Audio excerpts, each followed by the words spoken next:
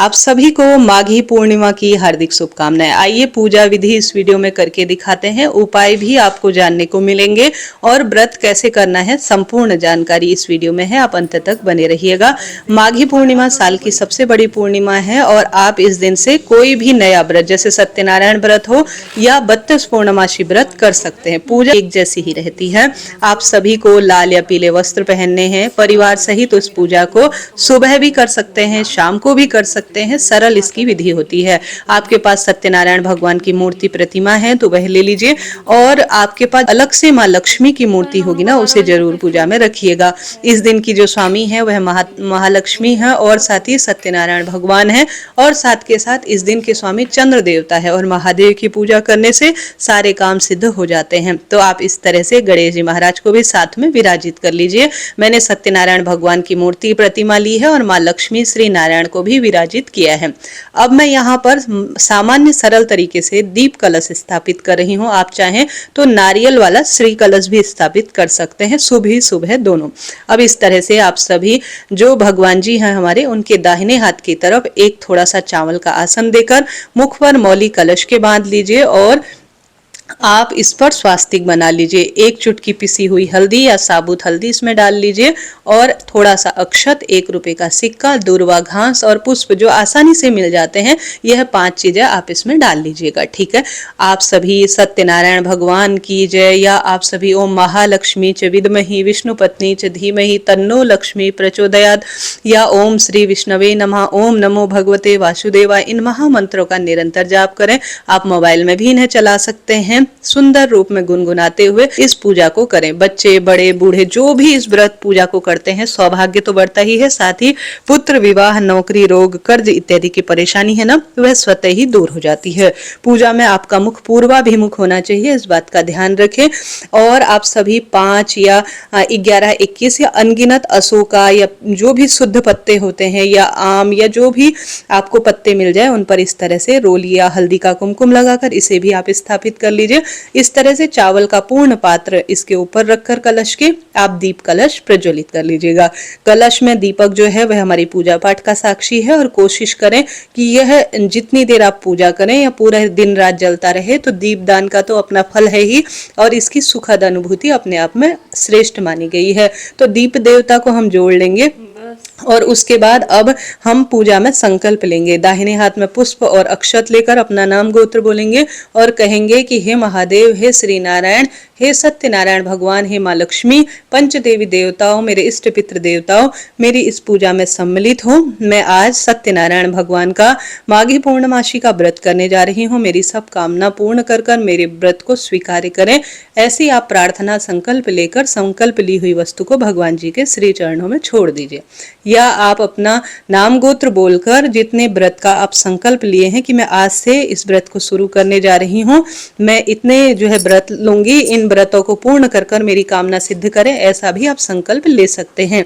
अब प्रथम पूजनीय गणेश जी महाराज को सबसे पहले लगाएंगे हम चंदन और अक्षत और माँ लक्ष्मी, सत्यनारायण भगवान और मूर्ति प्रतिमा में जितने भी ऋषि मुनि गण हैं, नारद जी महाराज, सभी को हम रोली चंदन अक्षत समर्पित करेंगे, वस्त्र रूपी कलावा समर्पित करेंगे। साथ ही जो दीप देवता और श्री कलश है उस पर भी हम रोली चंदन समर्पित करेंगे। बहुत शुभ दिन है, रविवार का दिन है, रवि पुष्य नक्षत्र इस दिन हो रहा है। इससे पहले भी वीडियो में उपाय इत्यादि बताए गए हैं, कथा इत्यादि अलग से आएगी, आप चिंता टेंशन बिल्कुल ना करें, इसी वीडियो के नीचे पिन करके आपको दे दूंगी। आप सभी इस तरह से दुर्वा घास इत्यादि समर्पित करें सुंदर भाव सच्चे मन से। यह बहुत श्रेष्ठ पूजा होती है जो कि पूरे माघ महीने का हमें फल प्रदान करती है। आप सभी दुर्वा गणेश जी को समर्पित करें।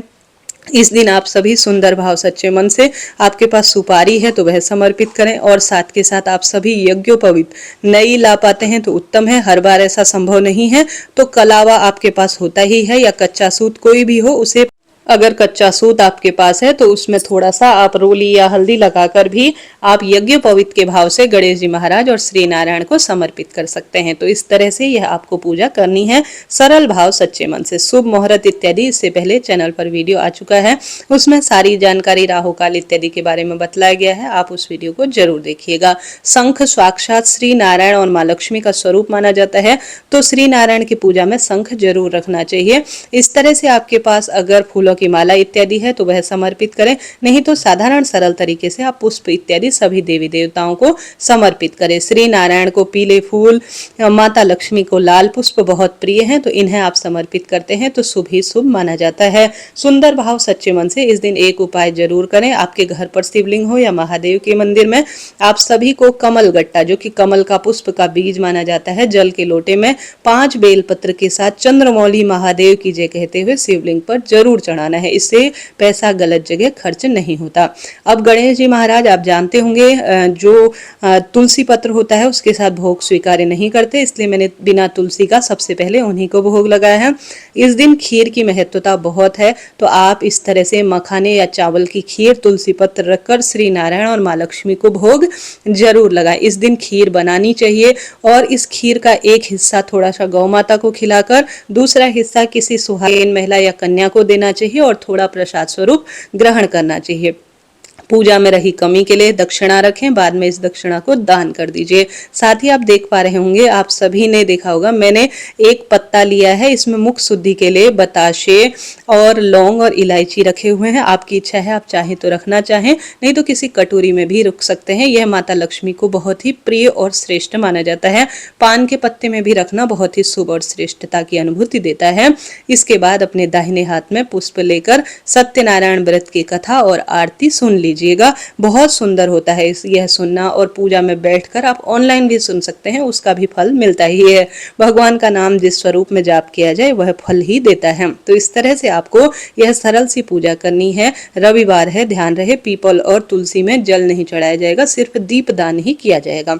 अब इस दिन दान क्या कर सकते हैं, जैसे 5 चीजें या 11 चीजें सुहाग की सामग्री लेकर सबसे पहले माँ लक्ष्मी को समर्पित करें।